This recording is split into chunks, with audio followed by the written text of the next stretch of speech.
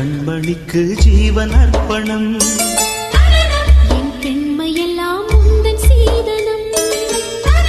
உன் சீதனங்கள் என்ன நூதனம்.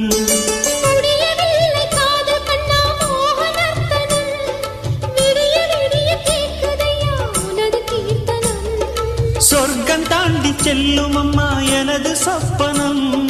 போக போக காண வேண்டும் புதிய தரிசனம். என் கண்ணனுக்கு காதல் வந்தனம். என் கண்மணிக்கு ஜீவன் அர்ப்பணம்.